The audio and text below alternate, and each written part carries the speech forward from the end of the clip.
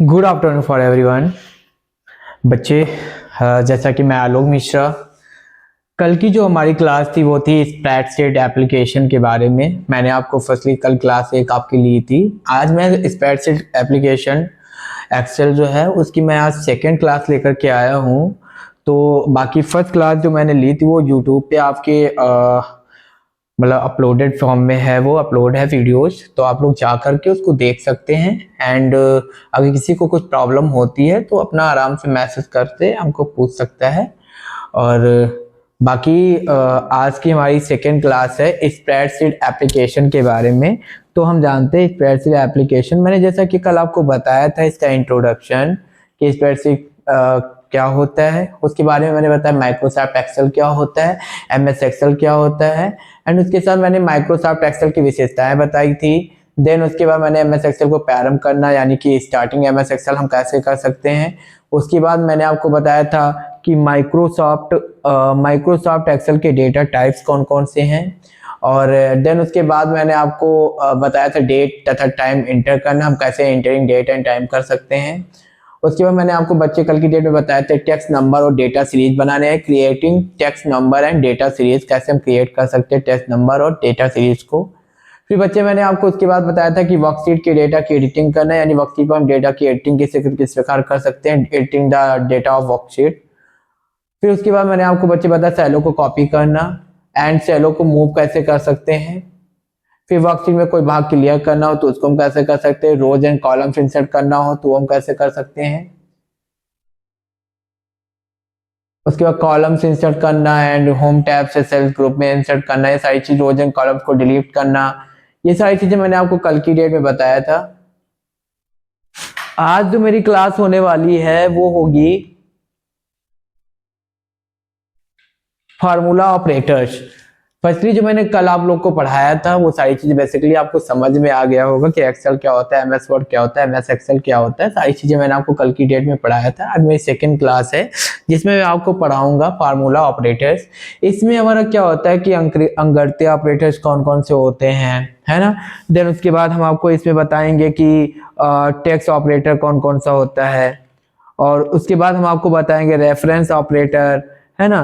तो ये सारी चीजें आज हमारी होने वाली हैं। आज हमारी होगी फार्मूला ऑपरेटर्स में। तो बारी बारी से हम जानते हैं कि फार्मूला ऑपरेटर्स होता क्या है। ऑपरेटर एक चिन्ह या निर्देश है जो सूत्र में एक्सप्रेशन को मैनिपुलेट करता है। एक्सेल में कुछ ऑपरेटर निम्न प्रकार से हैं, मतलब जो हमारा ऑपरेटर होता है वो क्या होता है, एक चिन्ह या निशान होता है, निर्देश होता है जो निर्देश देता है कि एक्सप्रेशन को मैनिपुलेट कैसे करना है, ठीक है ना। इसके हमारे कुछ ऑपरेटर्स हैं जो निम्न प्रकार हैं। पहला हमारा अंकगणितीय ऑपरेटर्स है, यानी अर्थमेटिक ऑपरेटर्स, ठीक है ना। तो हम बारी बारी से जानते हैं कि अंकगणितीय ऑपरेटर्स क्या होता है। अब अंकगणितीय ऑपरेटर्स आपको पता होगा, जोड़ना का सिंबल कैसे होता है यानी एडिशन जिसे हम बोलते हैं, गुणा करना यानी मल्टीप्लिकेशन, प्रतिशत का क्या होता है परसेंटेज, घटाना क्या होता है सब्ट्रैक्शन, एंड भाग देना डिवीजन। एंड उसके साथ साथ है ठीक है ना। तो ये सारी चीजें हमारी किसके अंतर्गत आती है, अंकगणितीय ऑपरेटर्स। तो देखते हैं इनका उपयोग गणितीय क्रियाओं को करने के लिए किया जाता है, यानी अंकगणितीय ऑपरेटर्स जो होते हैं, अरिथमेटिक ऑपरेटर्स जो होते हैं, इनका उपयोग हम गणितीय क्रियाओं को करने के लिए करते हैं। बेसिकली ये पता होगा कि ये निम्न प्रकार के होते हैं। आपका जोड़ना हो गया, आपका गुणा करना हो गया, आपका प्रतिशत हो गया यानी परसेंटेज निकालना हो गया, उसका सिंबल होता है, घटाना हो गया सब्ट्रैक्शन माइनस का चिन्ह, एंड भाग देना एंड डिवीजन, ठीक है ना। तो ये सारी चीजें हमारे किसके अंतर्गत आती है, अंकगणितीय ऑपरेटर्स के अंतर्गत आती है। आशा करता हूँ फार्मूला ऑपरेटर्स का पहला पॉइंट जो है अंकगणितीय ऑपरेटर्स, ये आप लोग को समझ में आ गया होगा। सेकेंड पॉइंट की तरफ बढ़ते तो सेकेंड पॉइंट है हमारा तुलनात्मक ऑपरेटर्स यानी कंपैरिजन ऑपरेटर्स। तो बारी बारी से हम जानते हैं कि तुलनात्मक ऑपरेटर्स क्या होता है।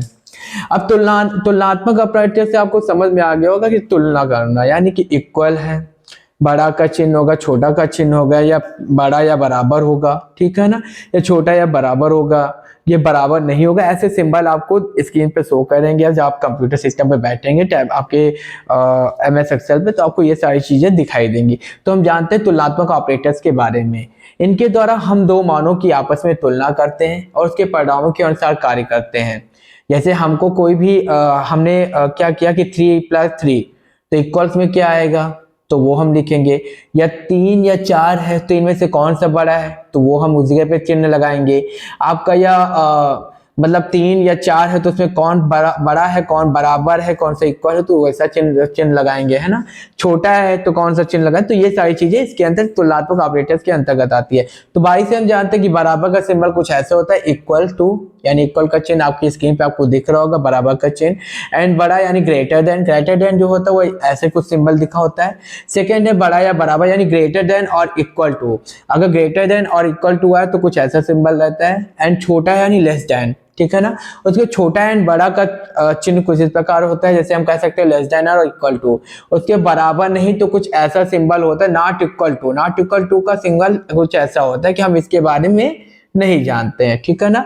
तो ये सारी चीजें आपके बारे में आपको स्क्रीन पे दिखाई देंगी जब आप एक्सेल पे वर्क करोगे। तो आशा करता हूं आपको सेकेंड पॉइंट भी समझ में आ गया हो गया।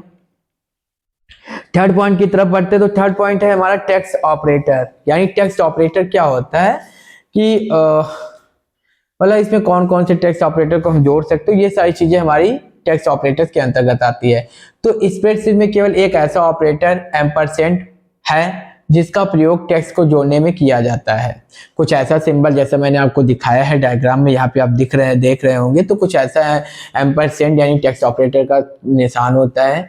उदाहरण के लिए मैंने यहाँ पे एक रखा कि यदि सेल B4 में एरो और सेल B5 में प्लेन है तो फंक्शनों B4 एरो B5 इनको मिलाकर के टेक्स्ट एरोप्लेन बनाएगा, ठीक है ना। कुछ ऐसे आपको जब एक्सेल पे वर्क करेंगे तो कुछ ऐसे ही आ पाएगा कि उदाहरण के तौर पे मैंने कहा कि यह सेल B4 में एरो जो है वो हमारा एरो और सेल B5 जो हमारा B4 है उसमें एरो है और सेल B5 में हमारा प्लेन है, तो कुछ ऐसा आपको दिखेगा कि एरो करके B4 में है एंड B5 तो उसमें प्लेन है लेकिन उसमें एरो टाइप का है, तो कुछ ऐसे आपको देगा जिसको हम कह सकते हैं कि एरोप्लेन बनाएगा, ठीक है ना। नेक्स्ट पॉइंट की तरफ बढ़ते हैं। तो नेक्स्ट पॉइंट है हमारा रेफरेंस ऑपरेटर। आप लोग को बताना चाहता हूँ कि बेटे आप लोग के एग्जाम जो है वो बहुत ही जल्दी होने वाले हैं, सेशनल एग्जाम, ठीक है ना। एंड आपका जो CBT एग्जाम है वो भी इस बार बहुत जल्दी कंडक्ट कराया जाएगा। सो आप लोग अच्छे से पढ़ाई करते रहें। बाकी जैसे ही क्लासेज ये खत्म होती है हमारी चैप्टर, तो मैं आपको MCQ पर डे कराऊंगा, तो वो आप जरूर देखिएगा, ठीक है ना। तो बात करते हैं रेफरेंस ऑपरेटर के बारे में। अब रेफरेंस ऑपरेटर क्या होता है,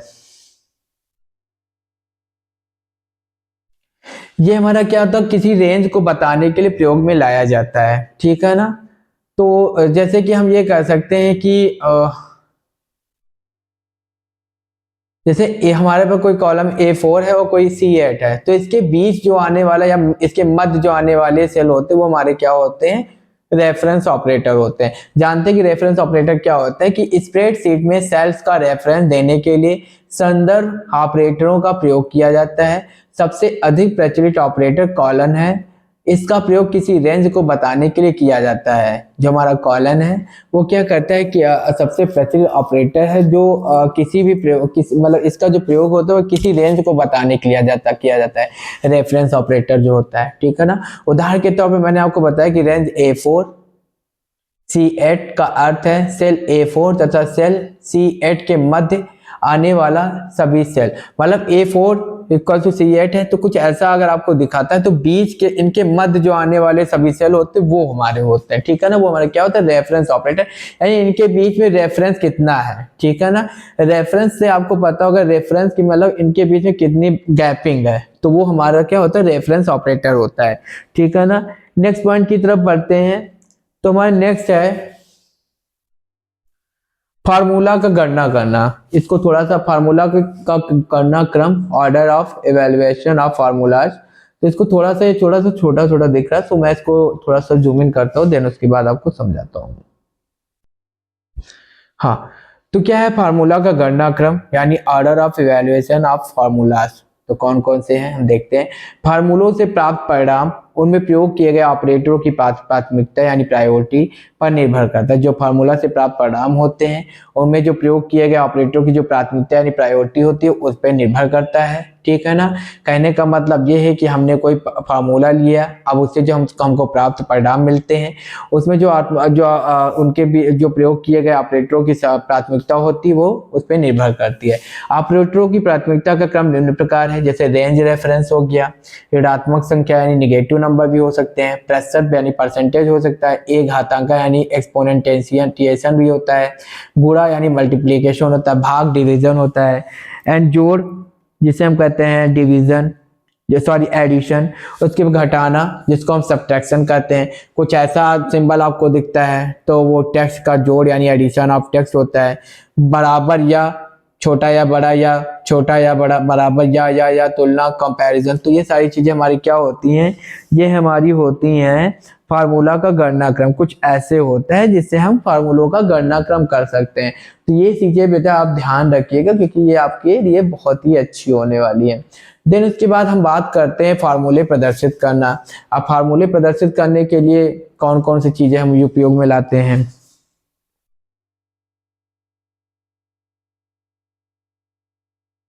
तो देखते हैं फार्मूला प्रदर्शित करना है। इसके लिए निम्न पदों का प्रयोग कीजिए। पहला है कि उस एरिया को चुने जिसमें फार्मूला लगाए गए हैं।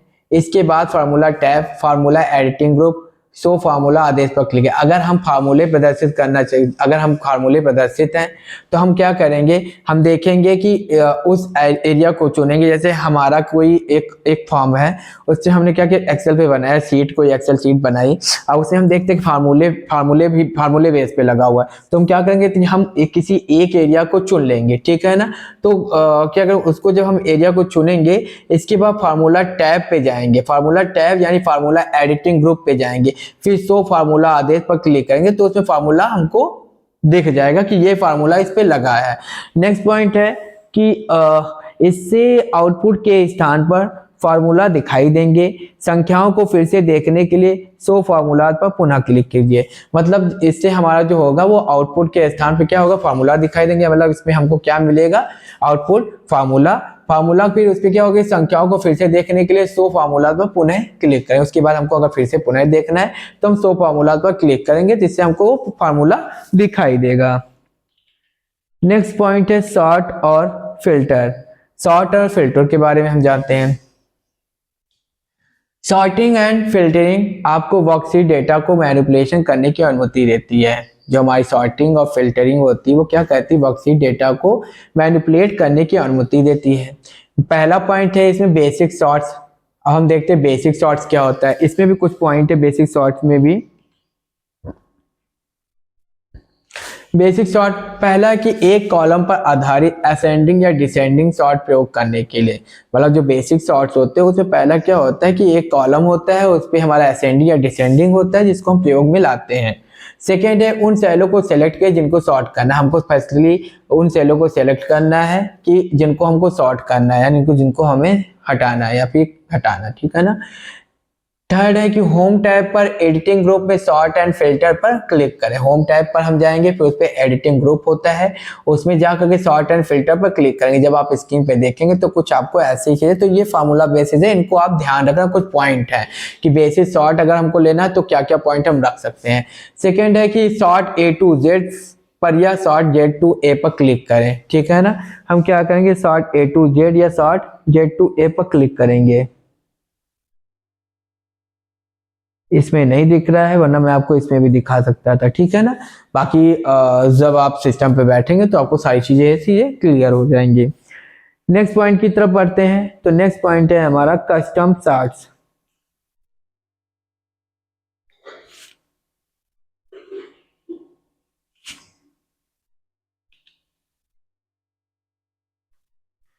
अब हम जानते हैं कस्टम सॉर्ट्स के बारे में।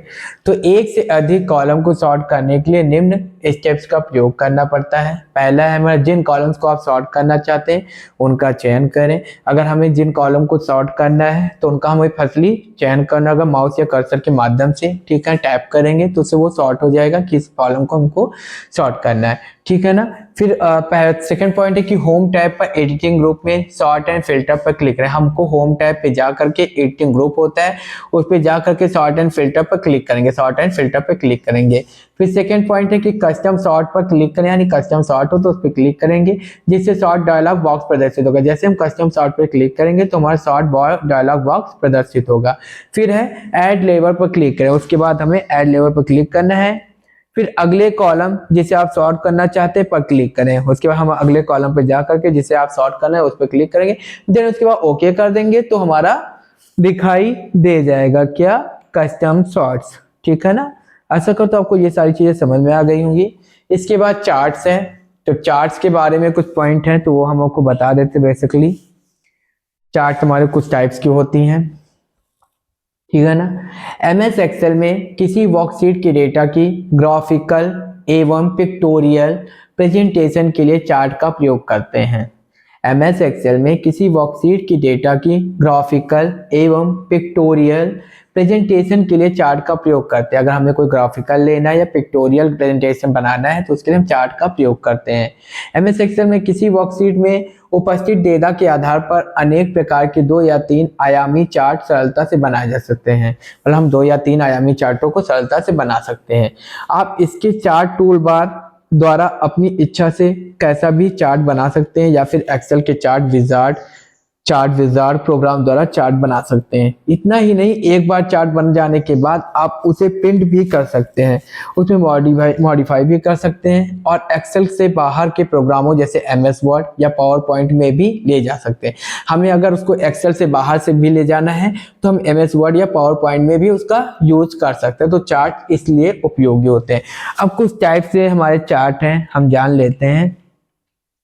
पहला तो हमारा चार्ट प्रयोग करने के डेटा का विश्लेषण करना, चार्ट प्रयोग करके डेटा का विश्लेषण करना, एनालाइजिंग डेटा यूजिंग चार्ट्स। तो हम देखते हैं क्या क्या है। निम्न प्रकार के चार्ट का प्रयोग करके हम डेटा का विश्लेषण कर सकते हैं। पहला है हमारा कॉलम चार्ट। कॉलम चार्ट का बेसिकली हम आपको डायग्राम दिखा देते हैं। कुछ इस प्रकार से होता है कॉलम चार्ट, आपकी स्क्रीन पे आपको शो कर रहा होगा। पहला 0 से स्टार्ट होकर के 100, फिर 200, फिर 300, फिर 400, फिर 500, फिर 700 एंड 600, 700, ठीक है ना। इसमें Monday, Tuesday, Wednesday, Thursday, Friday, Saturday, Sunday पूरे दिन के डे लिखे हुए हैं। उसके बाद सेल्स एंड एक्सप्रेशन है, जो ब्लैक कलर का है वो हमारा सेल्स है, एंड जो हमारा थोड़ा सा हल्के कलर का है ब्लैक में, ब्राउन में, तो वो हमारा क्या होता है, एक्सप्रेशंस होते हैं, ठीक है ना, एक्सपेंसेस होते हैं, ठीक है ना। तो कुछ ऐसा हमारा होता है चार्ट, ठीक है ना। कौन सा चार्ट है ये, हमारा है कॉलम चार्ट। हम जानते हैं कॉलम चार्ट क्या होता है कि इसमें किसी मान को एक ऊर्ध्वाधर कॉलम, वर्टिकल कॉलम के रूप में दर्शाया जाता है। जैसा कि मैंने आपको बताया कि ऊर्ध्वाधर यानी कि वर्टिकल लाइन में कॉलम को दर्शाया गया। आपके स्क्रीन पे आपको दिख रहा है ये वर्टिकल लाइन में है, ठीक है ना।